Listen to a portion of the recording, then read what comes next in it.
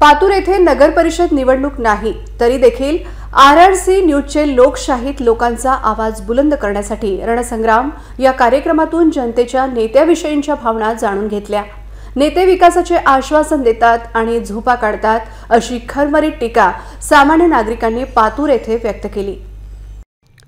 नगर परिषदेच्या कामकाजांचा लेखाजोखा घेण्यासाठी आणि मतदारांना मतदान करण्यासाठी प्रेरित करण्यासाठी RRC नेटवर्क नगर परिषद निवडणुकीसाठी रणसंग्राम कार्यक्रम घेऊन अकोला जिल्ह्यातील विविध तालुक्यात आजपासून जात आहे। यात लोकांचा व राजकारण्यांचा थेट सहभाग आहे। आज सकाळी 10 ते 11 या वेळेत पातूर येथे सामान्य जनतेने थेट त्यांचे मुद्दे मांडले आणि समस्या सांगितल्या। यावेळी काही नेत्यांनी देखील या कार्यक्रमात सहभाग नोंदविला। पातूरच्या पाण्याची समस्या, घनकचऱ्यांची समस्या यावेळी मांडल्या गेली। स्थानिक मुख्याधिकारी राज्यात पहिल्यांदाच पातूर येथे नियुक्त केल्यावरून जनतेने तीव्र रोष व्यक्त केला। RRCचा रणसंग्राम 2025 RRC घेऊन येत आहे पातूर शहरामध्ये। 7 तालुक्यांपैकी पातूर हे शहर बरीच जनता आपल्यासोबत जुडलेली आहे।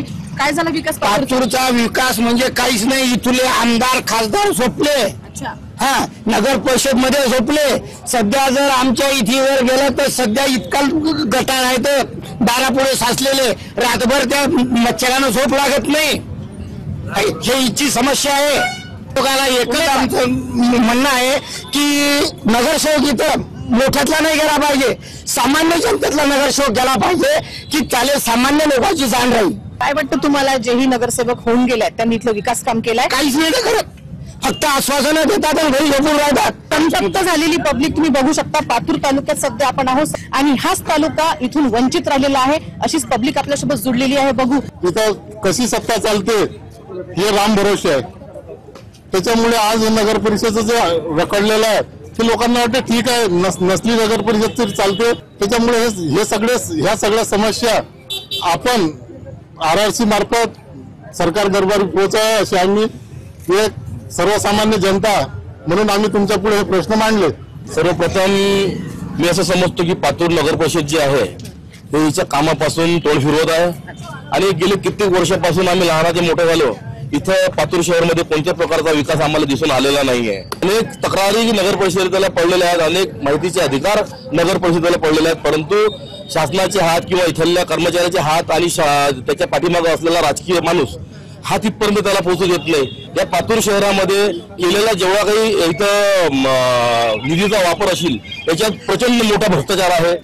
तर पॉझिटिव्ह जर म्हटलं तर एक सगळ्यात महत्त्वाची गोष्ट आहे, वेगवेगळ्या धर्माचे वेगवेगळ्या जातीचे लोक, गाव अतिशय छोटं असल्यावर वेगवेगळ्या जाती धर्माचे लोक राहूनही ज्या सलोख्यानं सगळेजण काम करतात, तो सलोखा विकासासाठी खूप महत्त्वाचा आहे। ती जी मदत होईल येणाऱ्या नवीन जे काही नगरसेवक नगराध्यक्ष राहतील त्यांना जे याच्यातून मदत होईल त्याच्यातून पातूरचा विकास नक्की होऊ शकेल अशी मला अपेक्षा आहे। सर्वात मोठा प्रॉब्लेम पातूरचा आहे हद्दीचा, कारण की पातूर शहराची हद्द कमी झालेली आहे। त्यामुळे हद्दीच्या बाहेरचे जे लोक आहेत त्यांना विकासाचं काही माहितीच नाही। जर का पातूर शहराच्या हद्दीच्या आतला जर का विकास पाहिला तर भरपूर विकास झालेला आहे। आज पुरातन वास्तू असतील, बाळापूर वेस, आपण एक वेळ हा जो आपला डेमो आहे इथं न करता बाळापूर वेशीचा जर का केला असता तर आपल्याला तिथंच पातूर शहराचा विकास दिसला असता। आज पातूर शहराच्या विकासामध्ये आमचे लोकप्रिय खासदार अनुपजी धोत्रे यांनी वेगवेगळ्या योजनेमधून आम्हाला भरपूर निधी दिलेला आहे आणि त्या निधीमधून आम्ही पातूर शहराचा खूप कायापालट केलेला आहे। आज पातूर शहरामध्ये तुम्हाला माझ्या प्रभागामध्ये कुठंच असा रस्ता खराब दिसणार नाही, नाली खराब दिसणार आहे। इथं फक्त एकच समस्या आहे, ती म्हणजे घनकचऱ्याची, साफसफाईची। कारण इथं आता 2-2.5 वर्षापासून म्हणजे सत्ता नाही आहे, बॉडी नाही आहे। त्यामुळे या ठिकाणी जी घनकचऱ्याची आपली गाडी चालत होती ती गाडी बंद झालेली आहे, तो ठेका बंद झालेला आहे। त्यामुळे सध्या फक्त घनकचऱ्याची समस्या आहे, बाकी रस्ते, पाणी, नाल्या सर्व व्यवस्थित आहेत। आपल्या पातूर शहरामध्ये जेव्हापासून पातूर नगर परिषदेची स्थापना झालेली आहे त्याच्या अगोदर आपल्या पातूर शहरामध्ये खरोखर एक विकासाचं एक योगदान होतं। एक बगीचा, एक आपलं स्विमिंग पूल, एक आपलं नवीन लोकांसाठी बसण्यासाठी, वृद्ध लोकांसाठी आश्रम, असे पूर्ण आपल्या नगर परिषदेमध्ये हे होते, पण आता ते सर्व गायब झालेले आहेत। त्याचबरोबर पातूर शहराचं सध्याच्या टाइमले आपल्या पातूर शहराला त्याची सीमाच नाही आहे। नगर परिषदेची स्वतःची बिल्डिंग ग्रामपंचायतच्या एरियात आहे, त्याला स्वतः माहित नाही आहे। त्यांचे स्वतःचे वार्ड आहेत, 4 करोड 50 लाख रुपयाचं काम पातूर शहराच्या हद्दीच्या बाहेर केलं ते स्वतः नगर परिषदेला माहित नाही।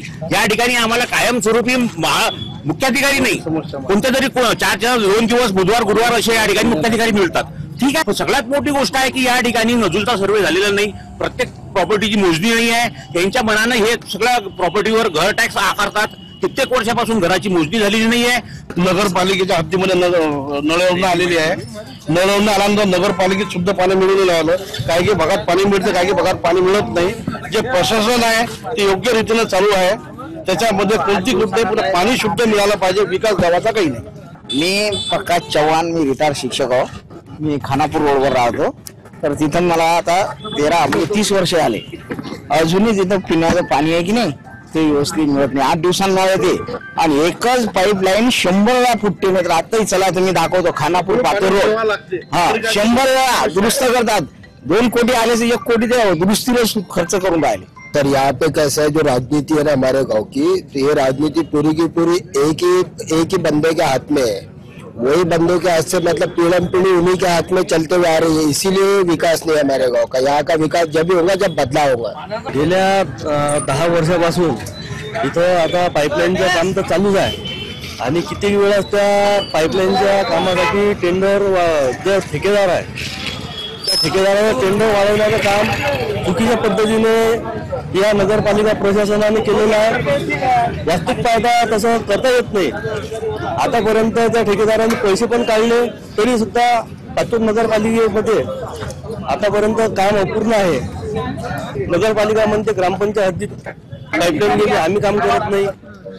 ग्रामपंचायत म्हणते नगरपालिकेचं काम आहे आणि नाल्या वगैरे साफ नाही आहे। सार्वजनिक शौचालय तर एवढं खराब परिस्थिती आहे। तुमच्या समोर इथं नगर परिषदची शौचालय आहे, हे पण सुद्धा बंद आहे, पण बिलिंग थांबत नाही आहे।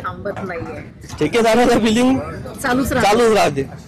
आज घनकचरा व्यवस्थापन जर पाहिलं तर शासन घनकचरा व्यवस्थापनामध्ये नगरपालिकेला घनकचरा व्यवस्थित हे करण्यासाठी पैसा देते आणि त्या पैशाच्या माध्यमातून तो घनकचरा व्यवस्थित उचलला गेला पाहिजे, नागरिकांना कोणत्याही प्रकारचा त्रास झाला नाही पाहिजे या दृष्टिकोनातून शासन पैसा देते। परंतु नगरपालिकेने त्याचा दुरुपयोग केलेला आहे। नगरपालिकेने खूप भ्रष्टाचार करून घनकचरा व्यवस्थापनाची वाट लावलेली आहे आणि जो पाइपलाइन खोदे गई उसको इन्होंने उससे पैसा खा के उसको एजेंसी दी। हे वादा सभा स्कीम की पाइपलाइन खोद काम करून पाइपलाइन बसवण्यात दिले, खोद काम करो, पाइपलाइन बिठा दो, गड्ढे उलझे रख दो, पब्लिक मरो बचो, क्योंकि ये लोग यहाँ रहते नहीं। यासाठी आरआरसी न्यूज तुमच्या शहरात सध्या आलेली आहे की जनतेचा कौल जाणून घेण्यासाठी। काय वाटतं तुम्हाला, जनतेचा कौल आता कुठे असेल? जनतेचा कौल इथं नवीन नेतृत्वाला आणि तरुण पिढीकडे असेल। तरुण पिढीने या समस्या हे प्रश्न सोडवण्यासाठी जे त्यांचे जाहीरनामे राहतील त्या जाहीरनाम्यावर भर दिला जाईल आणि त्या जाहीरनाम्यानुसार जनता वोटिंग करेल आणि जनता निश्चितच चांगल्या नवीन तरुणांना संधी देईल आणि पातूरचा विकास कसा घडवून येईल याकरता लक्ष देईल। आज गोरगरिबांना, सर्वसामान्यांना फक्त एकच प्रश्न आहे, अन्न, वस्त्र, निवारा, पाणी, मूलभूत गरजा ज्याही असतील त्या फक्त पूर्ण करा। मत मात्र आमचं तुम्हाला राहते, पण तुम्ही आमच्या समस्या जाणून घेता का, हा प्रश्न खूप मोठा आहे। त्यासाठीच बघत रहा आरआरसी न्यूज रणसंग्राम 2025। काय वाटतं अजिंक्य तुला? नक्कीच आम्ही आरआरसी मार्फत जे पातूर शहरातले प्रतिनिधी असतील त्यांनी जर आतापर्यंत बघितलं असेल डिबेट, आमच्या ज्या पण प्रश्नांचे उत्तर किंवा प्रश्न त्या गोष्टी पण झाल्यात, त्या तुमच्यासाठी एक संधी म्हणून तुम्ही घेऊ शकता। ते प्रश्न तुम्ही पातूरकरांचे कसे सोडवता ते तुम्ही संधी म्हणून घेऊ शकता आणि यांच्या समस्या पार करण्याचा निर्धार करून तुम्ही इलेक्शन मध्ये उभे राहू शकता आणि इलेक्शन जिंकू शकता। पण मात्र एक निर्धार नक्की असला पाहिजे की पातूरकरांच्या समस्या तुम्ही सोडवल्या पाहिजे। पातूर येथे निवडणूक नसली तरी गुरुवारी सकाळी 10 वाजता रणसंग्राम हा कार्यक्रम झाला।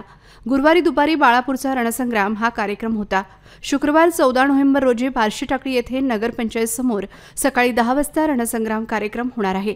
मूर्तिजापूर येथे शुक्रवारी दुपारी 3 वाजता बस स्थानकासमोर रणसंग्राम हा कार्यक्रम होणार आहे। मूर्तिजापूर शहराचा विकास का खुंटला? शहरात स्ट्रीट लाईट्स, नाल्या, गटार, अस्वच्छता आणि पाणी पुरवठ्याची समस्या आजही कायम आहे। स्थानिक राजकीय पदाधिकारी आणि लोकांच्या सहभागातून आरआरसी न्यूज मतदार जागृतीचा कार्यक्रम रणसंग्राम सादर करत आहे। या कार्यक्रमातून नगर परिषद निवडणुकीत स्थानिक प्रश्नांना वाचा फोडण्याचे काम रणसंग्राम या कार्यक्रमातून होणार आहे। तेव्हा आपणही या कार्यक्रमात सहभागी होण्याची गरज आहे। जनतेचा आवाज राजकीय नेत्यांपर्यंत पोहोचविण्यासाठी आणि जनतेच्या मुख्य समस्या अधोरेखित करण्यासाठी हा कार्यक्रम लोकजागृती करणारा ठरणार आहे।